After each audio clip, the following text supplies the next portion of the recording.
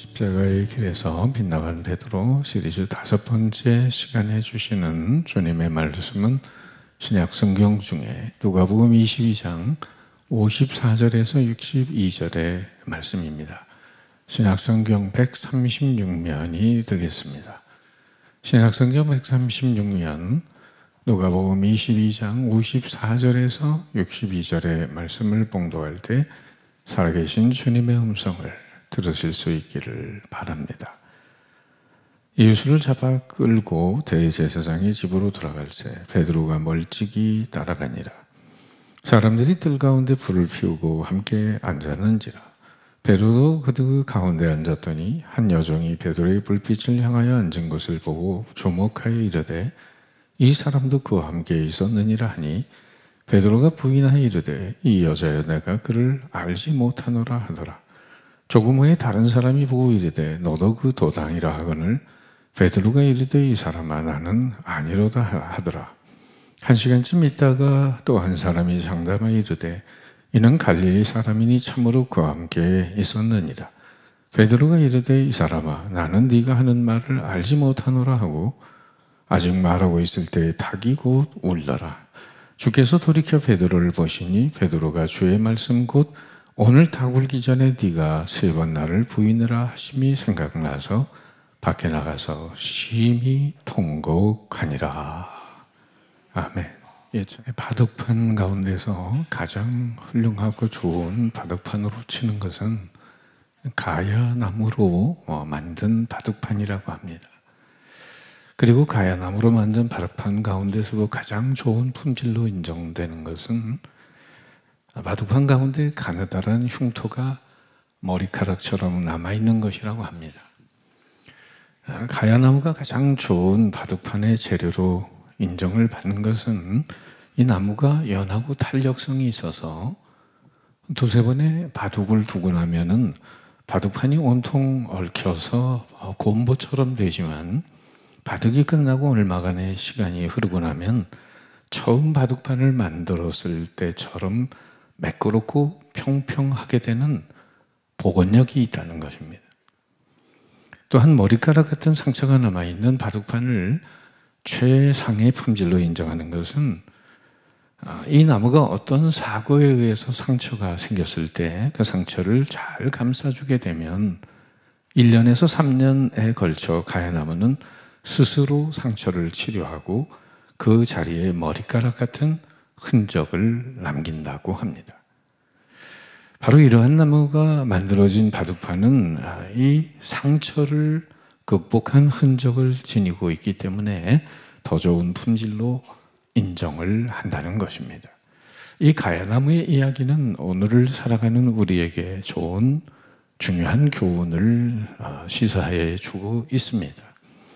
우리들도 누구나 살면서 가야나무처럼 우리의 실수와 잘못으로 상처를 남길 수가 있습니다. 그러나 문제는 그 실수와 잘못을 어떻게 극복하느냐 하는 것입니다. 자신의 실수로 생겨진 잘못과 상처들을 잘 극복한 사람은 인격의 깊이를 더해갈 수 있지만 그렇지 못한 사람은 자신의 실수로 인해 오히려 자신의 삶을 낙오자로 만들어 버릴 수 있다는 것입니다. 여기 자기 잘못을 잘 극복하고 위대한 사도가 된 사람이 있죠. 그는 다름 아닌 바로 우리의 말씀의 주인공 베드로, 예수님의 수제자 베드로입니다. 그는 언제나 예수님의 물음에 앞장서서 대답을 하길 좋아했고 어느 곳이나 주님 가까이 따라갔습니다. 예수님에 대한 신앙 고백을 멋지게 함으로 마침내 그는 반석 베드로라는 이름을 갖게 되었을 뿐 아니라 천국 열쇠를 주신다는 귀한 허락까지 받은 수제자였습니다. 그런데 오늘 본문에서 보는 대로 너무 나약하기 짝이 없고 불투명하고 힘이 없고 비겁하기 짝이 없는 초라한 모습으로 전락한 베드로를 보게 됩니다. 그렇게 열심히 따라가던 선생님, 주님이고 메시아 하나님의 아들인 예수님이 고난당하시는데 그 순간에 와서 정작 주님을 모른다고 3번이나 부인을 했다는 것입니다. 자, 56절, 57절. 한 여종이 베드로의 불빛을 향하여 앉은 것을 보고 주목하여 이르되 이 사람도 그와 함께 있었느니라 하니 베드로가 부인하여 이르되 이 여자여 내가 그를 알지 못하노라. 설사 법정에 앉은 재판관의 준엄한 신분이 두려워서 갈릴리 한 어부가 예수를 모른다고 해도 유감인데 작은 계집종 앞에서 예수님을 부인하고 이 사람도 그와 함께 있었느니라 라는 말에 놀라서 그리스도를 부인하고 말았으니 정말 나약하기 짝이 없는 사람이 되고 마는 것입니다. 사실 베드로가 따라간 법정은 그 빌라도의 사람을 임의로 살리고 죽이는 빌라도의 법정이 아닙니다. 이것은 예수님이 끌려가신 것은 베드로가 멀찍이 따라간 법정은 바로 대제사장 가야바의 법정입니다. 법정이라기보다는 공의회 장소입니다. 이방인의 법정이 아니고 동족인 유대인의 최고 종교 책임자인 대제사장 가야바의 공회 장소인 거죠. 이곳에서 뭐 비겁해질 것이 뭐가 있겠습니까? 창검을 든 군인이 베드로의 목에다가 들이대고 했다면 내가 예수의 제자냐 아니냐 하고 물었다면 하나뿐인 목숨을 부지게 하기 위해서 부인할 수도 있다는 동정의 여지가 있을지 모릅니다. 그러나 본문에 나타난 사람은 군인도 아닌 대제사장의 그 집에서 심부름하는 작은 계집아이의 무릎 앞에서 예수님을 부인하게 된 것입니다. 더 유감스러운 것은 간단한 말로 부인한 게 아니라 마태복음 26장에 보면 처음에는 단순 부인하고 둘째는 맹세하고 부인하고 세 번째는 저주하고 부인을 했다는 겁니다. 어떻게 이렇게 그가 저주하고 맹세까지 하면서 부인할 수 있다는 말일까요?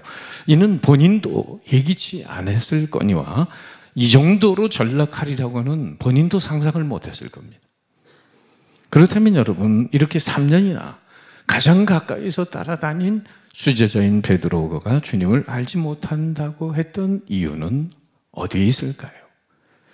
오늘날 우리들도 살아가면서 내가 언제 어디서든지 그리스도인임을 분명히 밝히 드러내지 못하고 예수 믿는 사람임을 숨기고 산다면 2000년 전 가야바의 법정에서 주님을 모른다고 3번이나 부인한 베드로와 무슨 차이가 있을까요?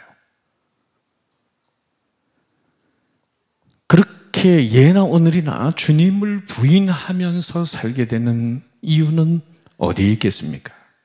첫째는 우린 이 문장에서 그 이유를 발견하게 됩니다. 54절 다 같이 읽어볼까요? 시작. 베드로가 멀찍이 따라가니라. 그러니까 첫 번째, 주님을 멀찍이 따라갔기 때문입니다. 그런데 이상하잖아요.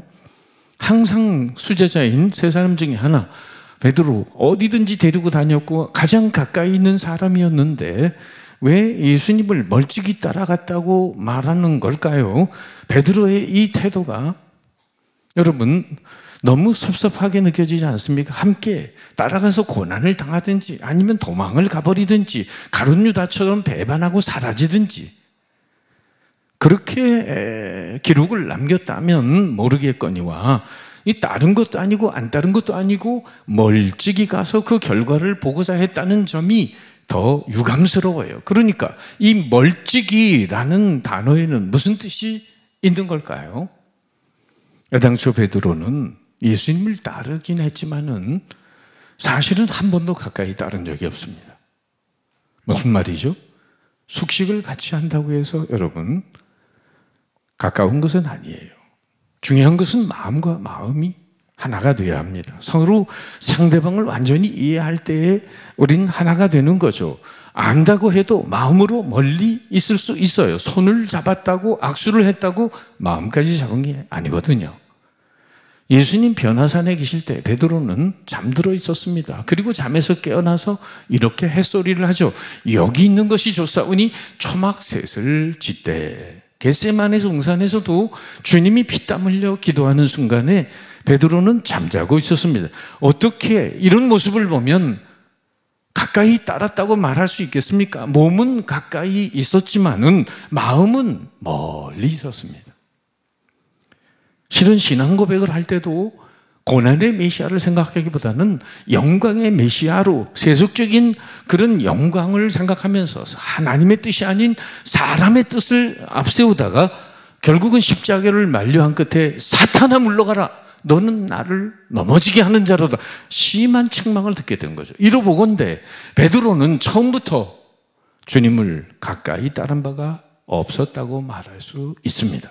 몸으로는 물론 가장 가까이 따른 사람이지만은 그러나 마음과 주님의 마음과 뜻을 모르고 있었기에 그는 멀찍이 따라간 인생이 되고 만 것입니다.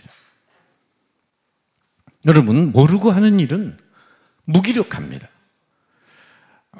모르는 중에 내는 용기는 용기가 아니라 그것은 고집과 만용이 되는 것입니다. 베드로는 주님에 대해 좀 더 분명히 알았어야 했습니다. 썩어지는 밀알의 뜻이 무엇인지 알아야 했고 대속물로 주려 오셨다는 그 뜻을 깊이 알아야 했습니다. 언제나 정욕에 사로잡힌 눈은 흐려지며 세속적인 명예욕에 빠지고 나면 그 귀는 어두워지게 마련입니다. 몇 번이고 말씀하실 것만 그리스도의 고난의 참뜻을 알지 못했습니다. 누가복음 24장 25절에 주님은 이런 말씀하셨죠. 미련하고 선지자들이 말한 모든 것을 마음에 더디 믿는 자들이요, 그 뜻하는 바와 사실은 무지를 책망하는 말씀이에요. 깨달음이 없는 자를 꾸짖는 말씀이죠. 뿐만 아니라 모르고 하는 일은 힘이 들어요. 모르고 가는 길은 어렵지만은 알고 돌아오는 길은 쉽잖아요. 모르고 가는 길은 한없이 멀게 느껴지는 겁니다. 베드로는 겸손히 자신을 낮추며 더 세속적인 욕망에서 벗어나서 들을 길을 가지고 그리스도가 고난의 메시아라는 진리를 배워야 했고, 좁은 길의 결과와 그리고 마시려는 고난의 쓴 잔의 의미를 깊이 새겨야만 했습니다. 천국은 십자가로 세워지고 영광은 수치와 수욕 후에 찾아온다는 사실을 알아야 했고, 그리스도의 고난에 동참하지 않고서는 그의 영광에 동참할 수 없다는 사실을 알아야만 했습니다. 결과와 미래를 알며 미래가 주는 약속과 그 뜻을 분명히 알았더라면 그렇게 나약하고 비겁하게 되지는 않았을 겁니다. 어쨌든 베드로는 멀찍이 따라갔기 때문에 생각할 수 없었던 함정과 시험에 빠져들고 만 것입니다. 언제나 이런 멀찍이 따라가는 소극적인 신앙 생활 태도는 큰 시험에 넘어질 수 있다는 것을 아셔야 합니다. 두 번째, 베드로가 주님을 부인한 이유는 자기 부정 없이 주님을 따랐기 때문입니다. 물론 그는 배도 버리고 가족도 버리고 그리고 주님을 따랐어요. 그러나 정작 자기 목숨을 버리겠다는 마음은 없었습니다. 자기를 사랑하는 마음을 지워버리진 못했어요. 그러니까 주님을 위해 주님을 따른 게 아니라 사실은 자기를 위해 주님을 따른 것입니다. 마태복음엔 오늘 말씀을 이렇게 기록하고 있습니다. 우리 한번 같이 읽어볼까요? 시작. 베드로가 멀찍이 예수를 따라 대제사장의 집들에까지 가서 그 결말을 보려고 안에 들어가 하인들과 함께 앉았더라. 우리 눈여겨볼 말씀이 그 결말을 보려고. 결말을 보려고 어찌하겠다는 겁니까? 만약 예수님께 신문을 받다가 큰 이적이라도 나타나면서 빌라도 법정을 뒤엎고 그리고 왕으로 등극을 하게 된다고 하면은 나는 예수님의 수제자요 하고 나타날 판이고, 예수님이 점점 십자가의 고난의 길로 가면 조용히 숨어서 도망갈 생각을 했던 것 아닐까요? 어떤 표류당한 두 사람이 구명보트에 몸을 지탱하고 있었습니다. 사방 어디를 둘러봐도 망망한 대해뿐이었어요. 그 중에 한 사람이 하나님께 기도합니다. 하나님, 저의 생명을 살려주신다면 재산의 절반을 드리겠습니다. 하지만 희망이 보이지 않았습니다. 또 오히려 풍랑만 더 심할 뿐이었어요. 하나님 저를 살려주시기만 한다면 제 재산의 3분의 1을 바치겠습니다. 그래도 구원의 손길이 닿지 않았습니다. 다시 간절한 기도를 합니다. 하나님, 저를 살려주시면 한다면 제 재산 전부를. 그런데 옆에 친구가 갑자기 건드리면서 이렇게 말합니다. 이봐, 거래를 중단해. 저기 섬이 보여. 이런 기회주의적이고 회색적이고 비겁한 인생들이 세상에 많이 있습니다. 유감스럽게 그지없죠. 이같이 비겁히 행하는 자에게는 더 큰 시험이 찾아오게 되어 있습니다. 베드로는 더욱 비겁한 자로 전락을 하게 된 사실입니다. 이럴까 저럴까 하면서 아무 결정을 하지 못한 상태가 되면 무기력해지는 법이요, 확실히 결심 없는 일은 생각지 않는 함정에 빠지게 되는 것입니다. 그러므로 주님은 이렇게 미리 말씀하지 않았습니까? 예수께서 제자들에게 이르시되 누구든지 나를 따라오려거든 자기를 부인하고 자기 십자가를 지고 나를 따를 것이니라. 어떤 때는 자기 부모나 형제나 전토나 자기 목숨까지도 미워해야 한다고 말씀하셨습니다. 예수님을 따르면서 자기를 부인하지 못했기 때문에 예수님을 끝까지 따를 수 없게 되고 예수님께 욕을 돌리다가 결국은 십자가의 원수로 인생을 마감하는 사람들도 있습니다. 나 자신을 먼저 바울처럼 그리스도와 함께 십자가에 못 박히는 그 뒤에 주님을 따라 나설 수가 있는 것입니다. 그러므로 바울은 고린도전서 15장 31절 부활장에서 나는 날마다 죽노라, 날마다 죽노라, 그리스도와 함께 날마다 죽고 날마다 부활하는 그 심령으로 주님을 따라간다고 했어요. 마르틴 루터는, 종교개혁자 루터는 매일 세례를 받는다고 말했습니다. 신앙생활이란 매일 세례 받는 것이다. 벌써 자기는 죽었고 또 계속 자기를 죽여야 한다는 겁니다. 이미 죽었고 계속 죽여야 하는 것이 예수 그리스도를 따르는 신앙생활입니다. 자기 부정 없는 따름은 언제나 먼 거리에 있을 수밖에 없는 것입니다.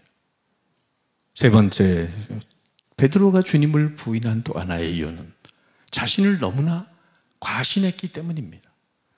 마태복음 26장에 보면 예수님이 제자들에게 이렇게 말씀하시죠. 오늘 밤에 너희가 다 나를 버리리라. 그랬더니 베드로가 대뜸 하는 말이 모두 주를 버릴지라도 나는 결코 버리지 않겠나이다. 이렇게 장담하는 베드로에게 주님은 또 이렇게 말씀하시죠. 내가 진실로 네게 이르노니 오늘 밤 다가오기 전에 네가 3번 나를 부인하리라. 여러분, 주님이 이렇게 말씀하셨다면 베드로는 어떻게 반응해야 되겠습니까? 주님, 제가 정말 주님을 모른다고 할까요? 그렇다면 주님, 제가 어떻게 해야 되겠습니까? 부인하지 않으려면 어떻게 해야 되죠? 주님, 저를 더 강하게 붙들어 주세요. 이렇게 해서라도 더 영적으로 자신을 무장해야 마땅하지 않았을까요? 그런데 오늘 다굴기 전에 네가 3번 나를 부인하리라 하신 말씀을 듣고 베드로가 어떻게 반응한 줄 아세요? 내가 주와 함께 죽을지언정 주를 부인하지 않겠나이다.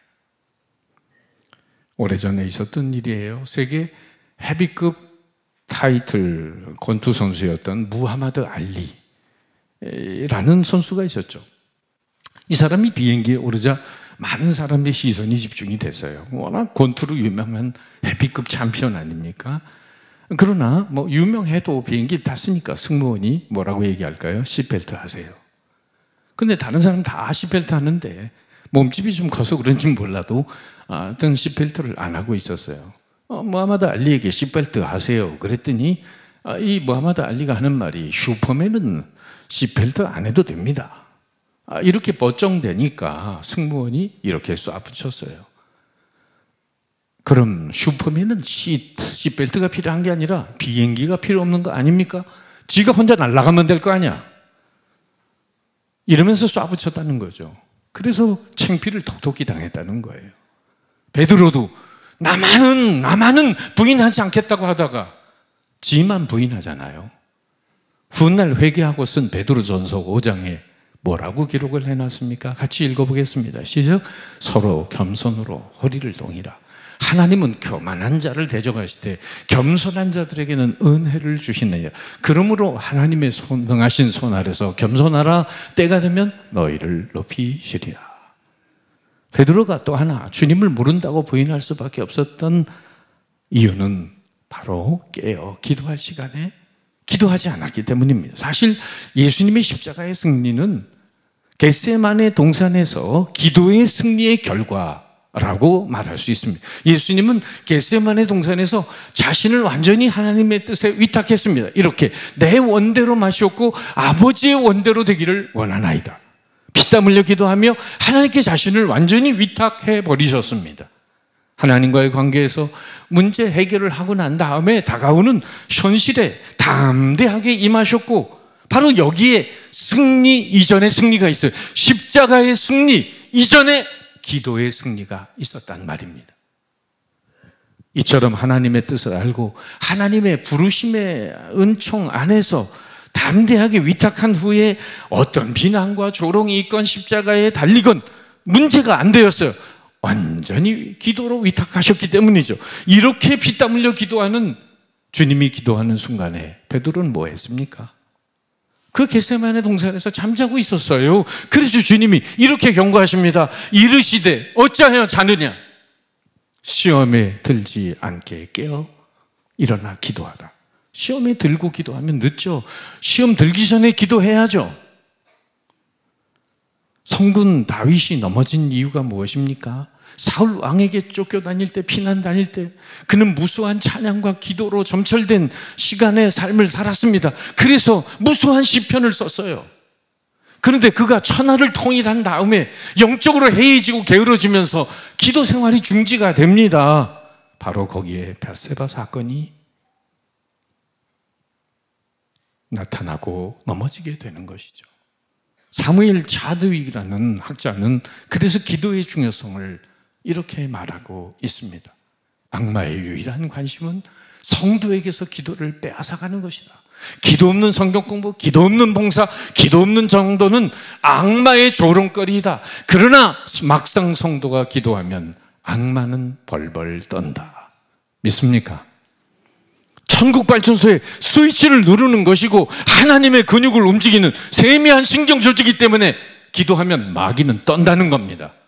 그런데 새벽에 나와 기도하는 사람 중요한 때인데도 별로 많지 않아요.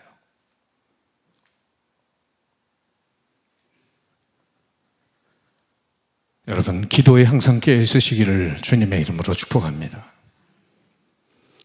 여러분이 만일 가야바의 뜰에 불을 쬐고 있었다면 여러분은 어떻게 하시겠습니까? 3년 동안 젖석같이 믿었던 그분이, 나약하기 없는 그분이 철학이 짝이 없습니다. 권력자들이 위협하는 고함 소리도 들려옵니다. 군병들이 조롱하고 비웃어대는 소리도 들려옵니다. 채찍에 맞아 신음하는 소리도 들려옵니다. 그분에게는 죄가 없습니다. 내가 너무 잘 알고 있죠. 그분은 너무나 좋은 분이시죠. 하나님 나라에 대한 열정도 대단하시고 가난한 자, 불쌍한 자들을 궁일이 여기셨습니다. 하늘나라의 비밀을 아주 쉽게 말씀하셨습니다. 사형당할 한 어떤 죄도 없고 고통당해야 될 잘못도 없는 분이셨습니다.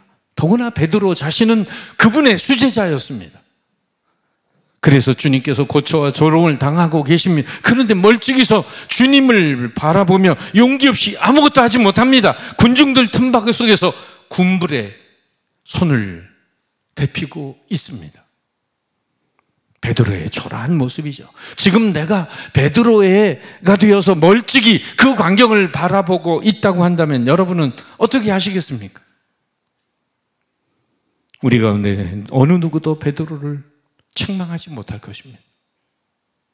왜? 고통당하신 주님을 외면이라도 하듯이 무리의 틈바구니 속에서 불을 쬐고 있는 베드로는 바로 우리들의 모습이기 때문이죠.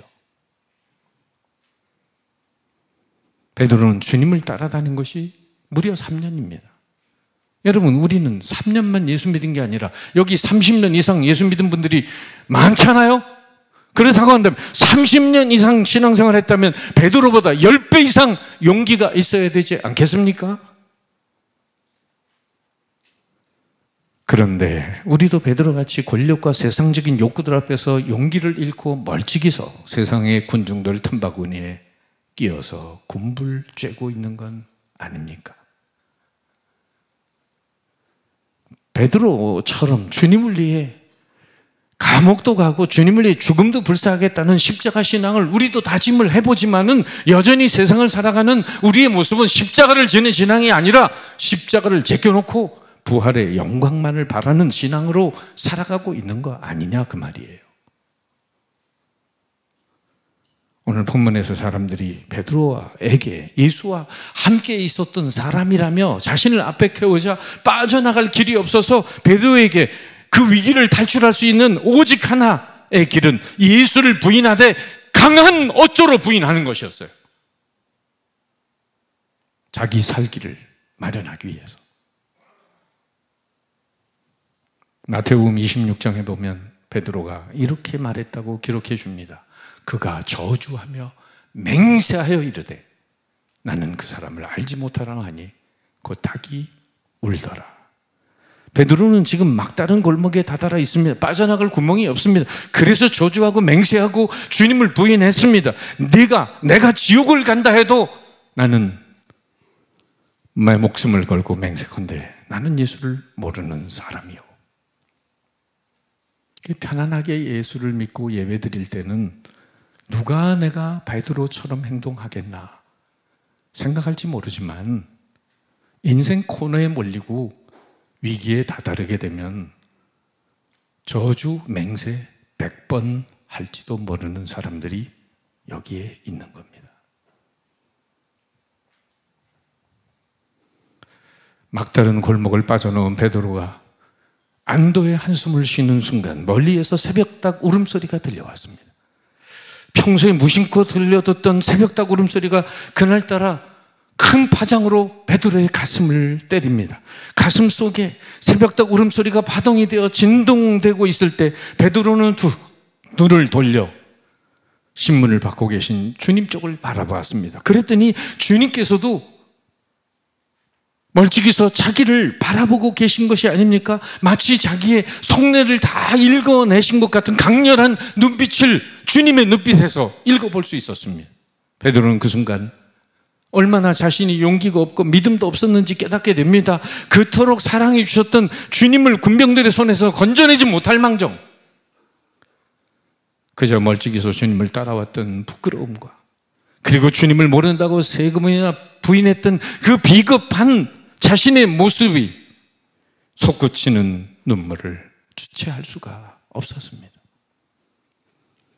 그 강렬한 주님의 눈빛과 마주치는 순간 베드로는 머릿속에 어제 저녁에 주님이 주셨던 말씀이 떠올랐습니다. 주님 앞에 부인하지도 않을 것이고 그리고 주님과 함께 죽음도 불사하겠다고 호언장담하던 베드로에게 주님은 베드로야 내가 네게 말하노니 오늘 다 굴기 전에 네가 3번 나를 모른다고 부인하리라 하시던 그 말씀 말이에요. 베드로는 체면도 불사하고 눈물이 흘러내리는 얼굴을 쥐어 감싸고는 밖으로 뛰쳐나갑니다. 그리고 비겁하게 철학이 짝이 없는 자신의 모습을 회개하며 한없이 울어야 했습니다. 그게 오늘 61절, 62절의 말씀입니다. 주께서 돌이켜 베드로를 보시니 베드로가 주의 말씀 곧 오늘 다 굴기 전에 네가 3번 나를 부인하리라 하심이 생각나서 밖에 나가서 심히 통곡하니라. 이렇듯 멀찍이 따라가다가 예수님을 모른다고 3번이나 부인한 베드로의 잠든 영혼을 깨우는 요소는 2가지가 있었다는 걸 발견하게 됩니다. 하나는 닭 울음소리요, 또 하나는 예수님의 시선이었습니다. 닭 울음소리는 베드로의 영적인 잠을 깨우고 주님의 눈길은 베드로의 마음을 돌이켰습니다. 여러분은 새벽 닭 울음소리가 들려올 때 무슨 생각을 하십니까? 혹시 삼계탕 생각하시는 분은 안 계십니까? 베드로와 삼계탕에 대한 이런 유머도 있더라고요. 베드로가 사역을 하다가 몸과 마음이 아주 힘들어져서 몸져 누웠습니다. 한의사가 오더니 진맥을 짚어봅니다. 삼계탕을 먹으면 낫겠습니다. 그 말대로 했더니 베드로가 완전히 거뜬하게 나버린 거예요. 그 용한 한의사에게 사람들이 어떻게 된 거냐고 물었습니다. 그때 한의사가 이렇게 대답을 합니다. 베드로가 주님을 부인한 죄책감이 치유되지 않아서 닭이 울 때마다 몸과 마음에 엄청 스트레스를 받았더군요. 그래서 그놈의 닭을 잡아먹으면 몸과 회복이 회복될 것 같아지요. 물론 만든 얘기예요. 여러분, 클레멘스의 여행 기록이라고 하는 전승에 따르면 베드로는 항상 가슴에 수건을 넣고 다녔다고 합니다. 주님을 부인하던 그 때가 생각나면 그 눈물을 닦아야 했고 또 베드로는 매일 새벽 닭 울음소리와 함께 새벽에 눈물로 기도하며 하루를 시작했다고 합니다. 지금 여러분은 어디에 있습니까? 주님을 가까이 하는 자리에 있습니까? 아니면 주님을 가까이 하면 내가 무슨 손해볼 것 같아서 가까이 다가서지 못한 채 군중들의 틈바퀴에서 세상이 주는 쾌락과 물질적인 이익의 모닥불 앞에 앉아 있는 것은 아닙니까? 고초당하신 주님께 내 손을 잡아달라고 주님께 두 손을 내밀기가 어색해서 세상의 모닥불 앞에 두 손을 내밀고 쾌락의 따스함에 세상이 주는 물질적인 만족에 취해서 살아가고 있는 것은 아닌가요? 우리 또한 멀찍이 주님을 따라가다 실족하는 신앙인이 되지 말고 말씀을 더 깊이 알고 정과 욕심을 십자가의 날마다 못 받고 겸손히 깨어 기도하면서 승리하는 주님의 제자들이 되시기를 주님의 이름으로 축복합니다. 기도하겠습니다.